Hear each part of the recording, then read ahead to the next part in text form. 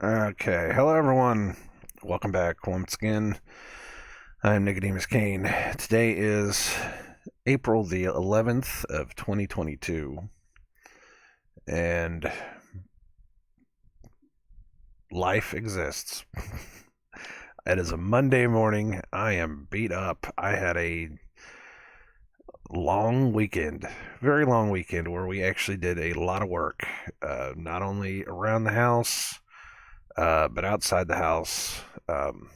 We had a surprise surprise visit from my granddaughter and my stepdaughter, and we had a day. I can only thank God.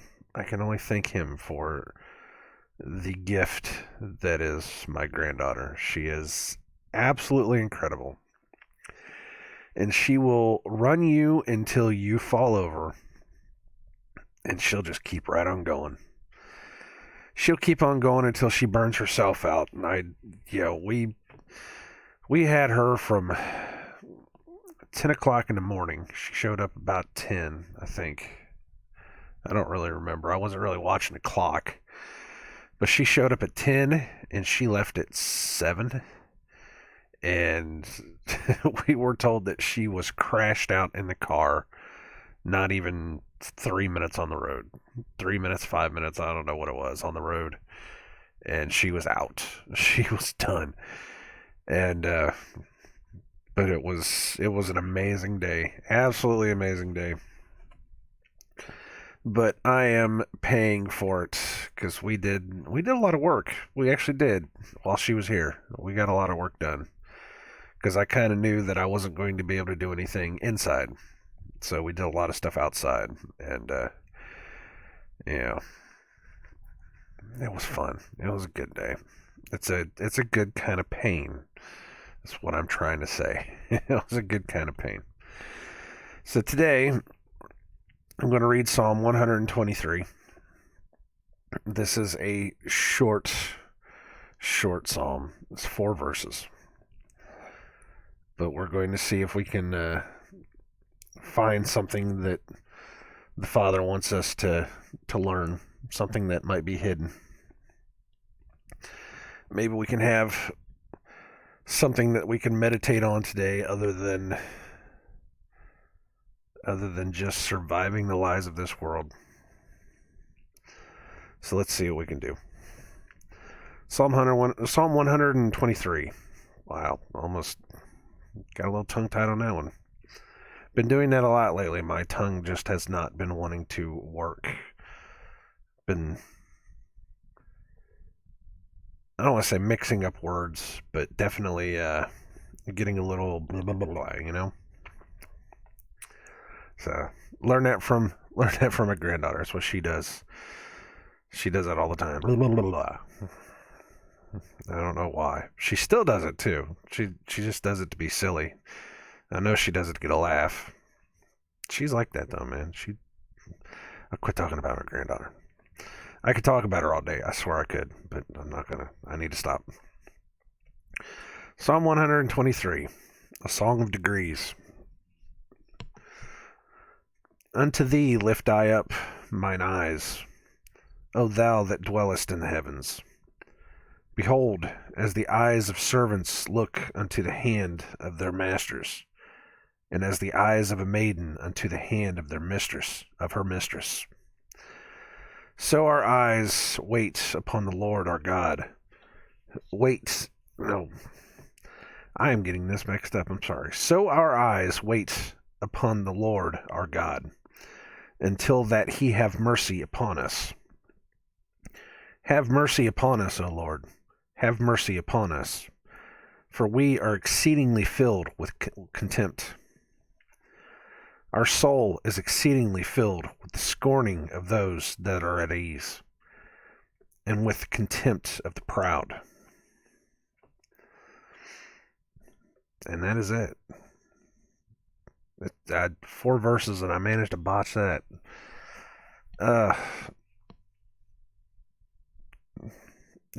I'm going to blame my eyes. My eyes were watering a little bit there. Um, It is definitely a little dry in my room right now. I put out some more baking soda because I moved some things around and I immediately uncovered that good old mildewy smell, which means that I did not get everything as dry as I thought I did. So we are officially going to start ripping up the carpet and figuring out a way to fix this basement. In the meantime, it's either that or I move upstairs. It's one or the other. I either get this to a point that it's livable, or I just move everything I have upstairs. My wife even said, you can take the upstairs bedroom. That is fine. I don't know yet. We'll see. We're fixing it. We're fixing it. Let's go through this one again. Slower this time, and maybe we'll understand it a little better. All right, starting from the top. Unto thee lift I up mine eyes, O thou that dwellest in the heavens. There's that. Unto thee lift I up mine eyes. It's that old English.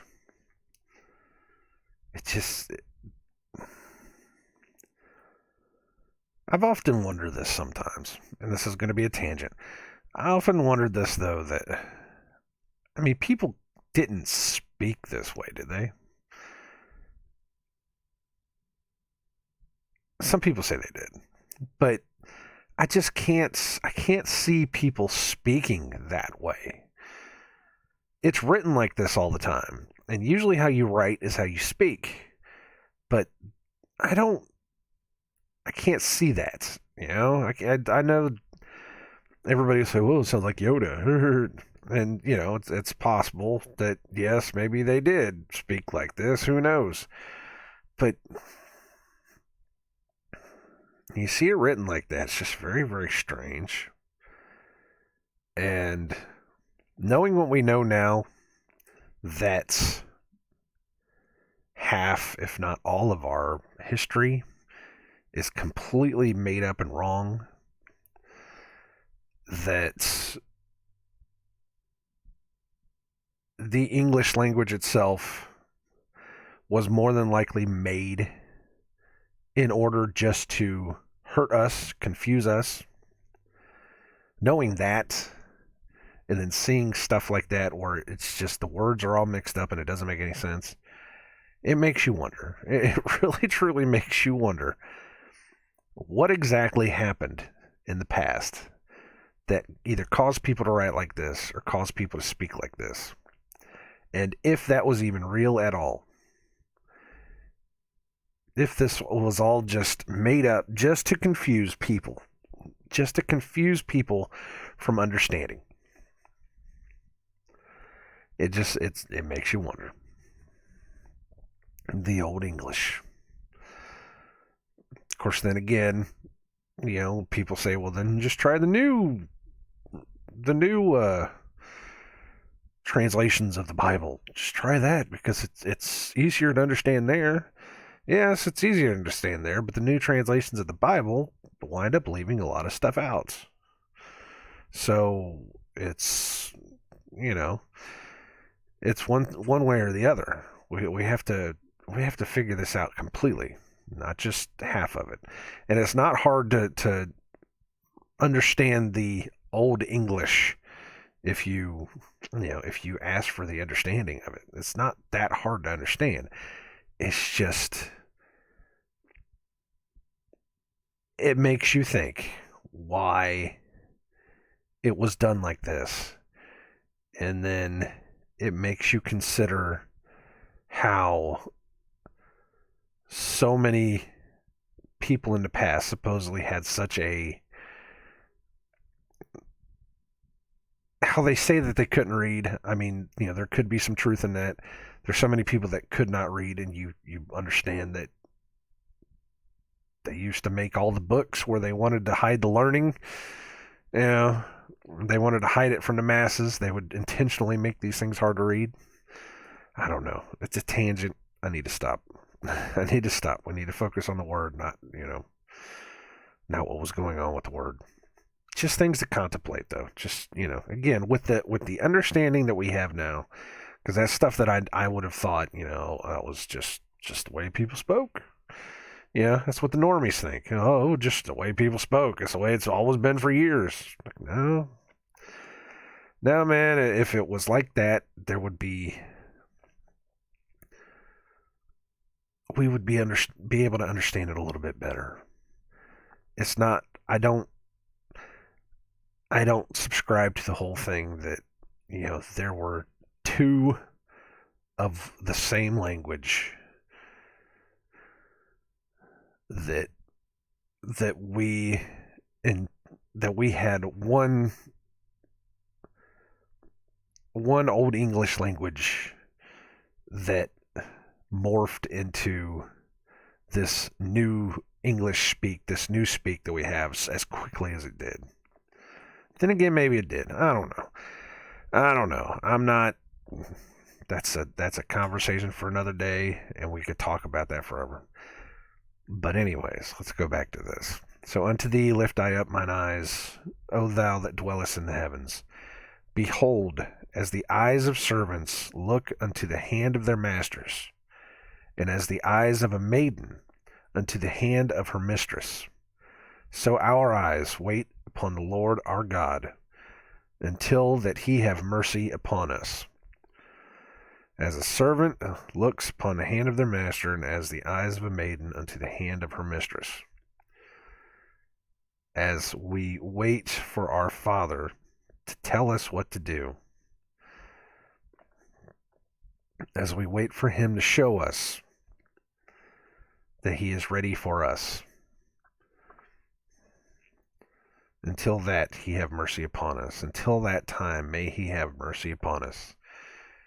May he show us mercy and peace in everything. Have mercy upon us, O Lord. Have mercy upon us, for we are exceedingly filled with contempt. Now, we should look up that word.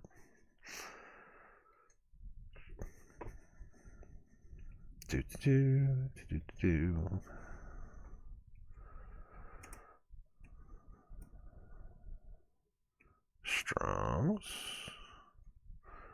I looked up 119, Psalm 119 so many times that it pops up in my Google search. Okay. For we are exceedingly filled with contempt.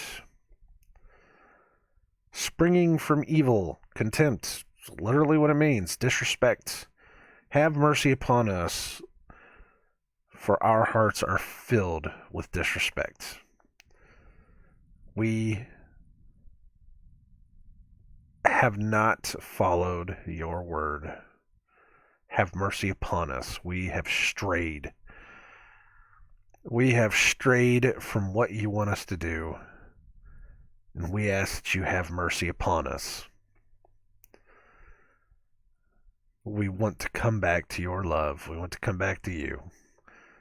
So until that time, please, just have mercy upon us. We are doing our best. Going into Passover, going into the Feast of Unleavened Bread, it is, some people are probably already celebrating it, because again, I said that some people use one calendar, some people use another calendar. We don't even know what day of the week it is. We really don't. You can say, oh, it's Monday. You don't know that for certain. The calendar, the days, whoever named the days of the calendar is whoever's in control. That's just the plain fact of it.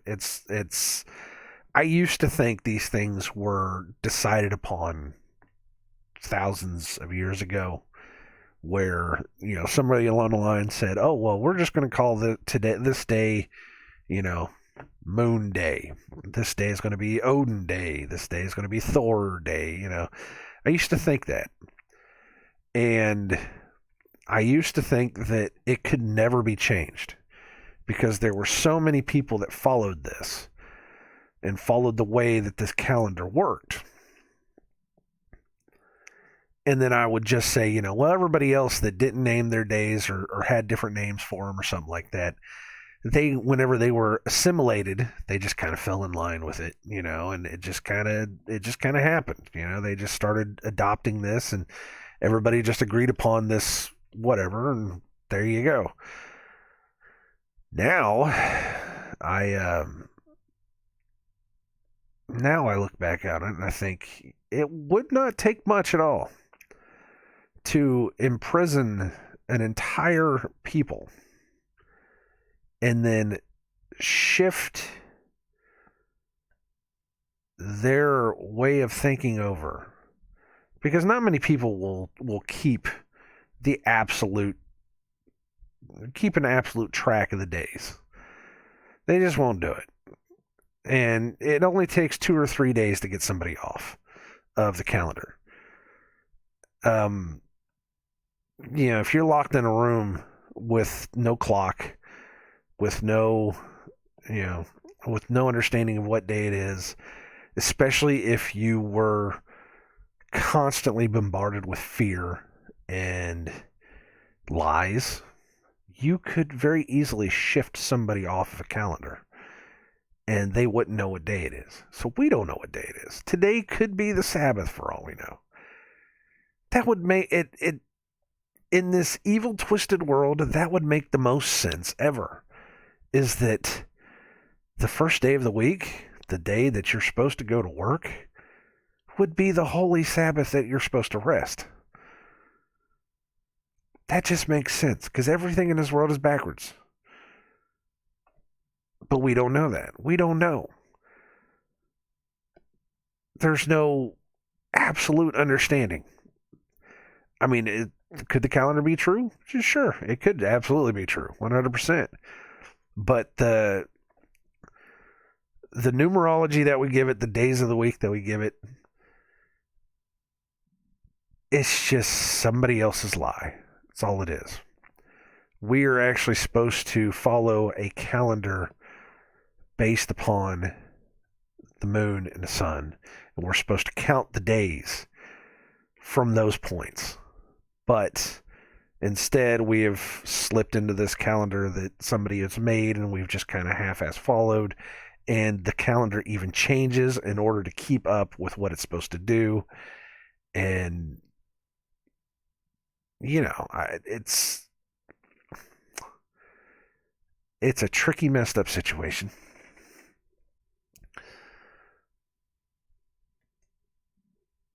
But again, that's another tangent. It's another tangent. This has nothing to do with me looking up the word contempt, other than me coming up with moving into the Passover, like I said, that we, especially moving into the Passover and trying to understand personally, because I do this every year, trying to understand the cleansing, because it's a coming back. The Passover itself is a coming back of sorts. It's a leaving the evils behind, coming back to the Father, coming back to Jerusalem is what it is. Coming back to where you would come from originally, and coming back to terms with God. It's what it is. It's a cleansing that you go through in order to get back to that point. You're putting away all your evil things. You're putting away the lies and deception of this world. You're cleansing your body spiritually and physically by not eating certain foods, so that you can come back to the Father and be with Him again. It's a spring cleaning. It's exactly what it is. It's a spring cleaning of your body so that you can enter into a new year, so that you can enter into a new place. And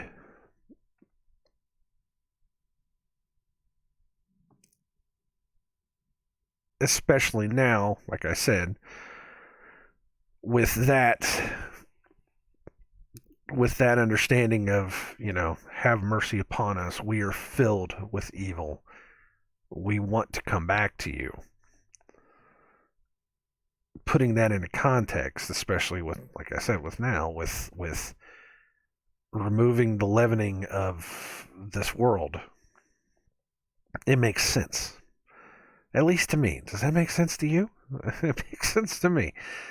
It's that. I mean, I might actually mark this psalm so that I could read it on Friday. Because again, we're celebrating on Friday. We're having our Seder on Friday. We're having some friends over too. Be the first time that we've ever actually had a Passover with other people. Um, I'll be honest, I'm a little bit nervous, but you know what? I'm going to just ask the Father to get me through it, and hope that I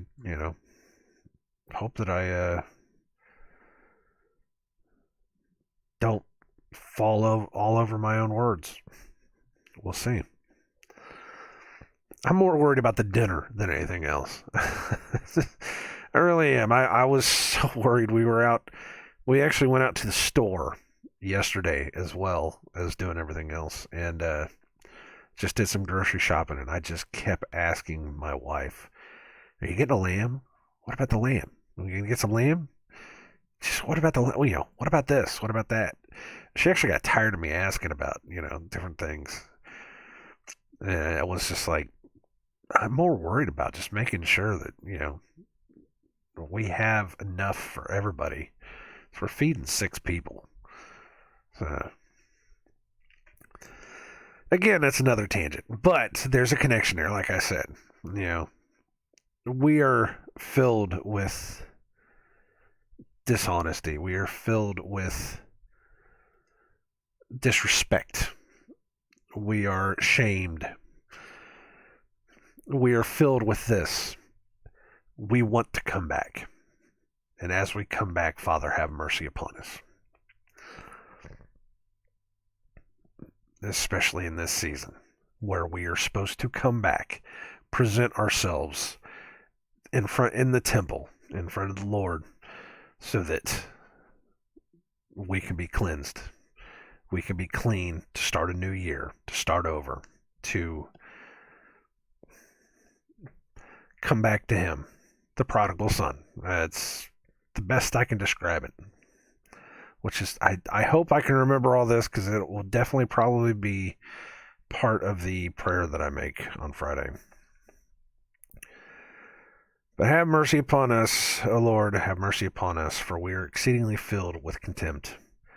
Our soul is exceedingly filled with the scorning of those that are at ease, and with contempt of the proud, with the disrespect of the proud, with the shaming of the proud. Our soul is exceedingly filled with the scorning of those that are at ease.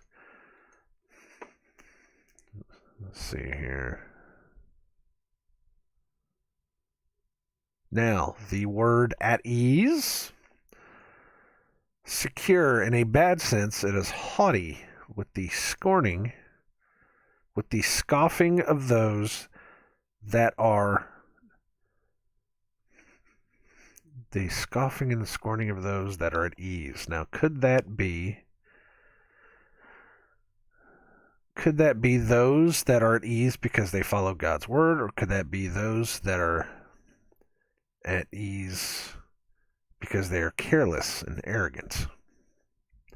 Pride, arrogance. Well, the next line, in context, and with the contempt, with the disrespect, with the shaming of the proud. So, in context, our soul is exceedingly filled with the scoffing of those that are arrogant and haughty, and with the disrespect of the proud. Have mercy upon us, for we are filled with disrespect. Our soul is exceedingly filled with the mocking of those that are arrogant and proud, and with the disrespect of the proud. We have fallen in with the people you told us not to fall into. And Father, just have mercy upon us, because we don't want this anymore. We have seen through the lies. We have seen through the garbage of this world. Father, we want you to have mercy upon us. We want to come back. We want to come back. We have fallen away. And we ask that you have mercy upon us as we come back, because we have fallen for these lies.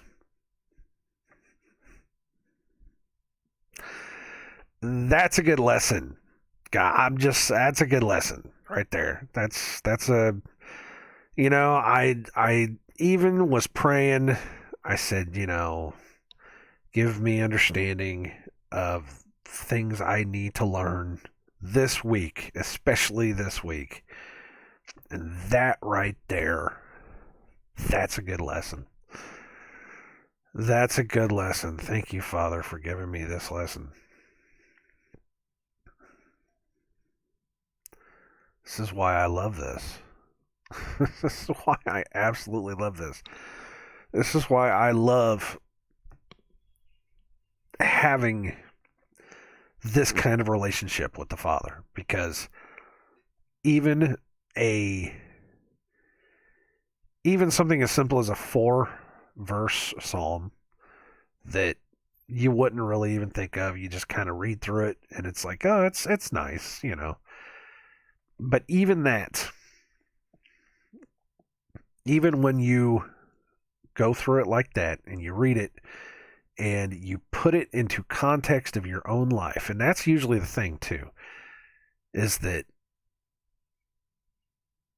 it goes together with your life. It flows together. This is why they call it a living book, because one of the ways that it helps you, I've talked about it spiritually, allegorically, I guess is the word, and literally, you take it 3 ways.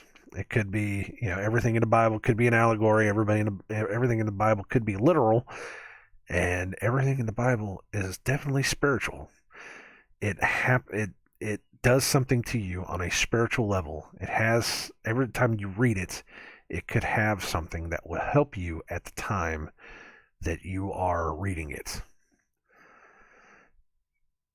This is one of those times where I needed that understanding, and I found it.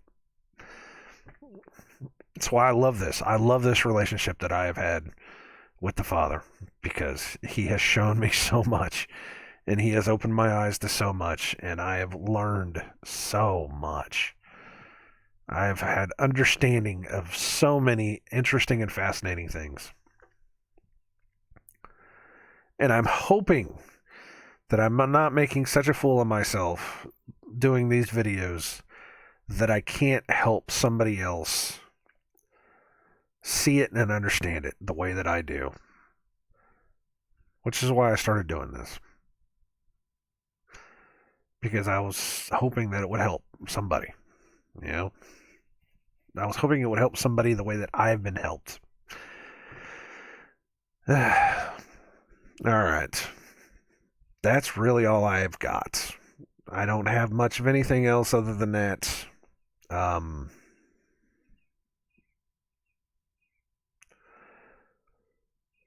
Other than just going through the motions.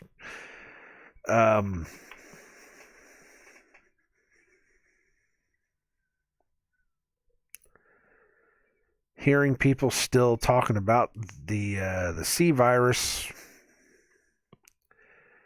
Hearing people still talking about mandatory injections. Just heard that one.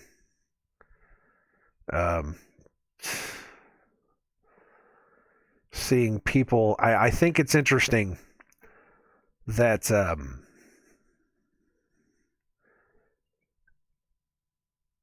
China has done their whole lockdown thing again,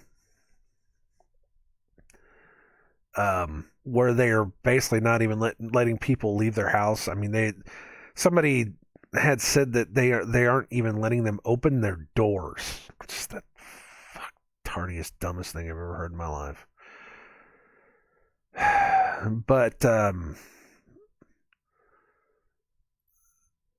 But I find it interesting that as soon as that starts happening, magically out of the blue, the I don't know if it was the Supreme Court or if it was somebody else, they start talking about the appeal to Biden's mandatory injections suddenly ran out of time or something. I don't remember exactly what they said it was. They either said it was rejected or it ran out of time, and they rejected it. It was something along those lines. Of it came due, and I was like, really? It just magically, quote unquote, came due right as all this stuff is picking back up. Yeah, right. No, I don't believe that for a second. So, of course, the normies are going to fall for everything again. And nothing's nothing's probably going to be done about it. Everybody's just going to fall right back in line. The people that have already fallen in line, they've already shown that they're going to fall in line by going out and getting their shots. And, most of them are still wearing their masks anyways. Not a damn one of them will take 2 seconds to actually look and understand anything about about how the C virus works, about how they count deaths, about how they do any of it. They won't even look into it. And my people dieth for a lack of knowledge. That's exactly what the Bible says. But it's just absolutely ridiculous. It's coming around again, and people still talking about it. It's like, don't you understand? It's 2 years. You're still alive. Get over it. You weren't saved by staying at home. You weren't saved by wearing your cute little mask. You weren't saved by any of this. It's not that deadly. It never was. That's a fact. It never was. YouTube censors whenever I actually get to upload again to YouTube. YouTube algorithm, I'm sorry, but when it comes time to listen to me, you have to understand I'm telling the truth. The death rate and the case rate are so far apart from each other that you have to understand you have, millions upon millions of cases, and you only have, 0.1% of the population dying from it. It doesn't work that way. They're saying something like, oh, what was it? How was it? Was it 5%? 5% of the population caught it, and only 0.1% of the people died of it. You do the math. Do the math, man. Come on. Don't search your feelings. Don't listen to what the news is telling you. Just do the simple math. And come to find out, it's just not. It was not worth what we did to, quote unquote, stop it. And it is definitely not worth what we are continuing to do to get rid of it. It's not that bad, guys. It only exists that bad because somebody told you to think that it exists that bad.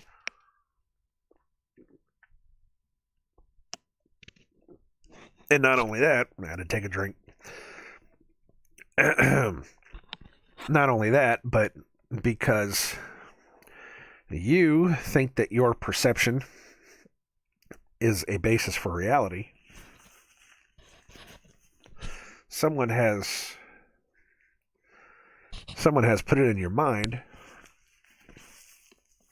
to someone has put it in your mind to have the perception that if you don't take every precaution necessary, you will catch this and you will die. And that's just not reality. Reality says even if the tests worked perfectly, which we have found out that no, the tests don't work perfectly, but even if the tests work perfectly, and even if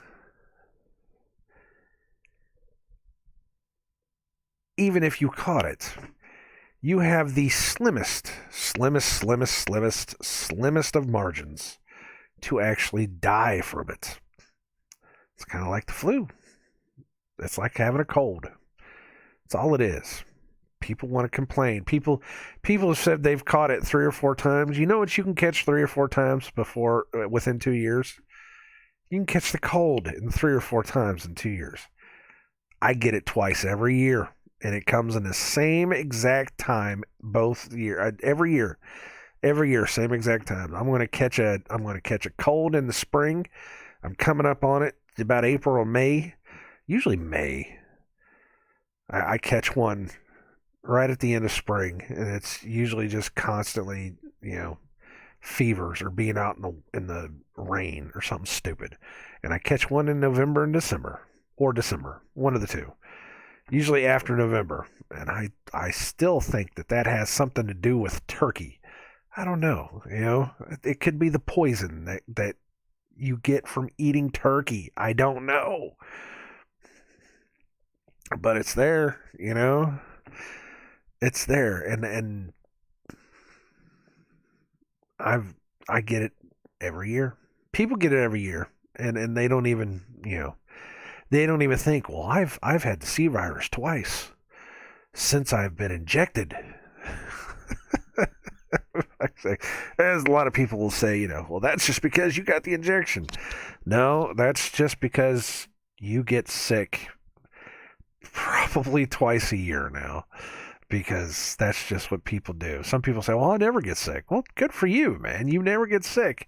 You never put enough poisons in your body that your body has to shut down so they can fix it. That's great. Good for you, Chief. The rest of us, though, we get sick. Some people get sick once a year. Some people get sick twice a year. Some people just they don't have a lifestyle that helps them in any way, shape, or form, and they get sick constantly. It happens. You can't live on McDonald's all your life. Just saying, you gotta eat something better than that. Speaking of Passover, speaking of eating better, man, I am already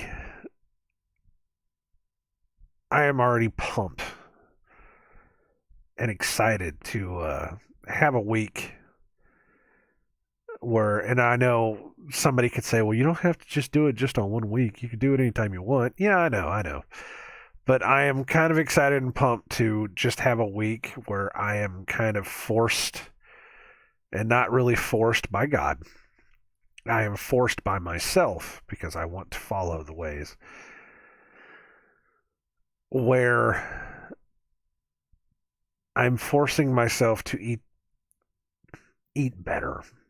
I had a Facebook memory from 2 years back where it was either a year or 2 years. I think it was 2 years, where I said something along the lines of, say what you will about not understanding Passover, not understanding, what it means to have that spiritual and physical cleansing.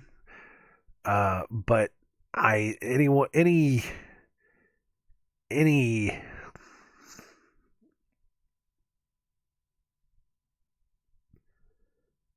any day, or what do you want to call it, feast ordained by God, and where I eat a bowl of fruit, or a plate of fruit in this case, for lunch, or I eat that good throughout a whole week, it has to be good for me. You know, it has to be good for you. It's a cleansing. You're cleaning out all the crap from the winter where your body has just stored up all the nonsense and you're trying to get rid of it because that's what your body does. It's you're very similar to a hibernating bear. Is that in the winter you wind up eating a little bit more, you're working a lot less, you're moving a lot less, so your body is storing up all this garbage. And you move into the spring and you have to clean it all out. Because that's just how the body chemistry works. It's just you have to get all this crap out of you. In order to do that, you have to just eat better so that your body will purge. You know, that's why a lot of people do the whole fasting for. Hold on a second. I gotta blow my nose. Hold on.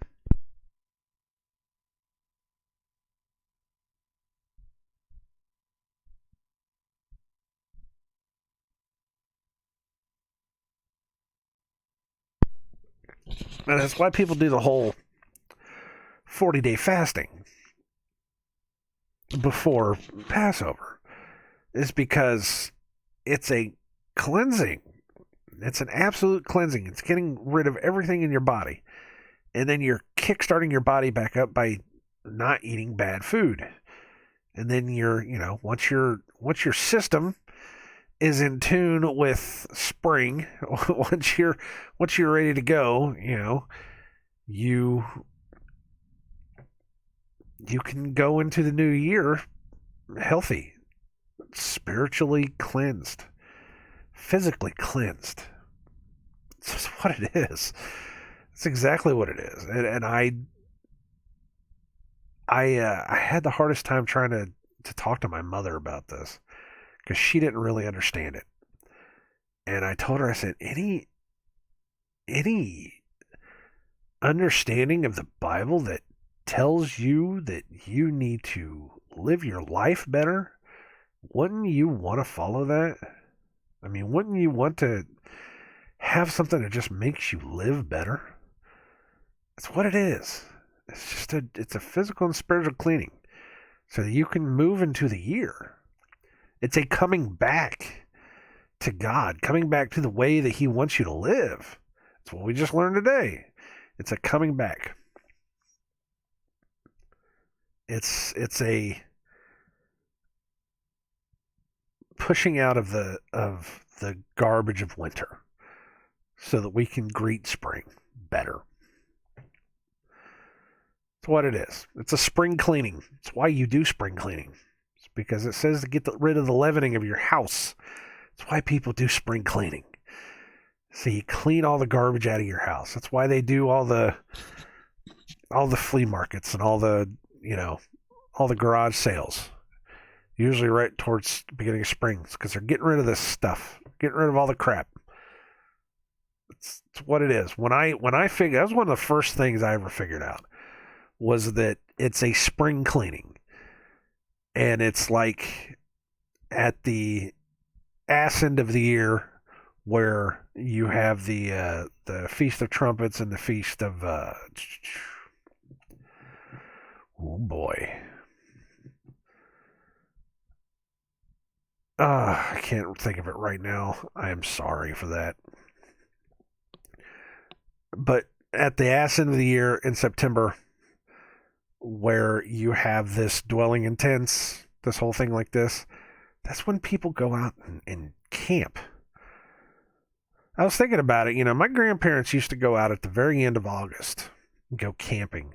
But then they would go out again in September and October, a little bit later in the year, where it was a little bit colder, and you would sit around a campfire and, you'd spend a whole week out there. They would vacation for a whole week camping. And I always thought it was really weird. I was like, why don't you do it in the middle of the summer? But it's so hot in the summer. But they do. They used to go in the summer too, for vacation because the kids were out of school. I was out of school, so we would go camping. But then they would go again at the end of September, early October. And I always thought it was a little weird. It's like it's a little colder. It's but you've got the campfire there. It's pretty nice, and you just kind of, and I'm like, that's dwelling in tents. That's a feast. It's like you have these two that line up perfectly, and it's what people do. It's what people just kind of naturally do, and I never thought about it. It was one of the first things I learned whenever I started on this path, on this journey, was that you have this spring festival where you are cleaning out your life. You're cleaning out, you're doing spring cleaning to prepare yourself for the rest of the year. That was ordained by God to do this. And people just do it, without even thinking. And then you have this feast, this festival at the end of the year, towards the end of the year, where people want to go out and they dwell in tents. That was ordained by God. And people they do it. They don't have to do it. They just do it. It's like it's instinctual. These things are instinctual. They're written into our lives, and yet we don't even ask a question. It's kind of like, oh, it's just how we've always done it. It's almost like it's tradition. It's almost like it's tradition. I have said before that there are many things that we do that people call traditions that follow along with what God tells us to do, that you kind of have to see. You have to see the pattern. There's a pattern there, I saw a thing the other day that said conspiracy theorists are just people that are able to discern patterns. I'm just saying, That's like those are just there. Those are ingrained. Those are things that have been there for years upon years. More years than things like Easter and Christmas. Easter and Christmas are not ingrained into our system. It is not ingrained into our system to go buy candy and worship bunnies. It is not ingrained in our system to have Santa Claus and give presents. That was never ingrained into our system. As a matter of fact, that was outlawed.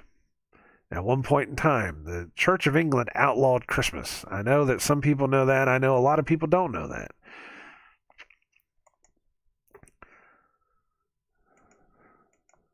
And it was outlawed because of the debauchery. Because there were too many people that were getting wild and crazy. Because the festival was too much. So that's a whole nother story, man. Anyways, yes, these things were ingrained into us. I just find it interesting. Whether you celebrate or not, I am not going to I'm not going to judge. I'm just saying, how any commandment of God that teaches me just to live better, to just be better for myself, for other people, why wouldn't you follow it? Why wouldn't you want to follow it? So, anyways, I'm going to unfortunately log into work because it's that time. Which I don't want to do, believe me. I would much rather. Man, I got a lot of work to do around the house. I got so much work to do around the house. We have so many things that we need to do, and we got our tax check back, our theft check back. That's exactly what it is. I have no problem paying taxes as long as I know that they're being used to do good. You know, I understand the need for taxes, and I'm fine with that. But I would like to be able to have some control over them. Which, for anybody that even remotely understands what the founding of the country had to do with anything, it was about not having control over where you put your money. Taxes are not a bad thing. It's the not having control over where the money goes and how much money is taken out. That's the problem. Because if you let them do it, they'll just tax you for everything. Once you realize that more than 50% of everything you make is going to your government, that's a problem. And it's not 50% yet. We're past the 30. What are we up to now? 32, 30, well, 33% probably. I know we were sitting at 30% for a long time now, but they're going to get it to where they can get you up to 33%, I'm sure. But once you realize that money doesn't go anywhere, they spent more money on other countries with all of these stimulus bills, all the however many trillions of dollars that they put us in debt by just printing money that has nothing to back it up, and then you realize that only, what was it, like 10%, 25%, I don't even know what it was, only that much of it actually went to the people of the country that made the bill. That's a problem, and that's your money. If you live in the United States, that's your money they're spending because they get to decide what they want to do with your money, and that supposedly is exactly what this country was founded upon. But whatever, you got your football, you got your what is it, basketball season, baseball season's starting up too. It's April, it's baseball. We're into baseball now, so whatever. You go watch your games, go watch your wrestling. WrestleMania just happened. I only watched like a portion of it. It was so over the top now. I can't even watch wrestling anymore. It's just so. It's so overdone. I looked at that WrestleMania and I looked at the lights and I looked at all the stage and all the garbage and the celebrities, and I'm just thinking, this isn't what I remember as a kid. This is so far into the mainstream now that it's just, I can't watch it. I just can't do it. It hurts my eyes. It literally hurt my eyes. The blue light, God, they had the whole audience bathed in this blue light that just hurt your eyes after a while. I mean, it's one thing to sit there and watch the stage and watch wrestlers and whatever is going on there, but in the background there's this blue everywhere, and the shade of blue that they used was so dark, or not dark, that just so vivid. Is that the word I'm looking for? That just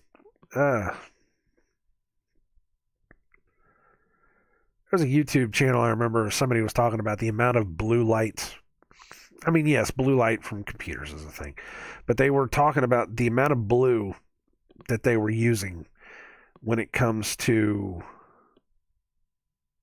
television, computers, um, just anything on any kind of a screen. It's constant shade of blue, somewhere along the line. And I'm sitting here and I'm thinking about that, and I'm looking at my Outlook is blue, my web page where we log in is blue, the company logo is blue, just about every icon is blue. I look at my laptop and, even though OBS is a shade of gray, it's still a bluish gray. It's just blue everywhere. Makes you think about that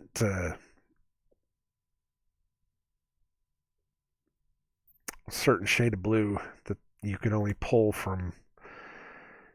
get from certain animals. That was a certain fish. What was it? It was like certain shellfish or something that you could only get a certain shade of blue from. I can't remember what it was. I don't know. Anyways, I gotta stop. I just punched in. Just now. Just punched in. I am ready to go. Blue everywhere. I see it all over the place. Blue. Logo, blue. Our tracking website, blue. Blue. Alright. Anyways. I could talk about wrestling. I used to follow wrestling. I still watch the old stuff. I do. I still watch the old stuff. There's still there's an entertainment value there. I don't watch the new stuff though. It's bad. It's terrible. So overdone. Ugh. But anyways.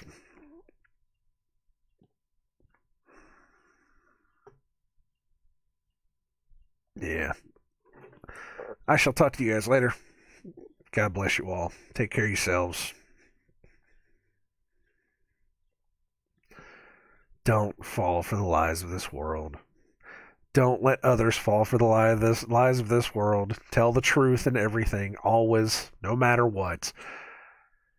Because if you don't stand up for the truth now, you and everyone you love will be falling for the lies. And I would rather go down in truth than have to suffer through any more lies. All right. See you guys later.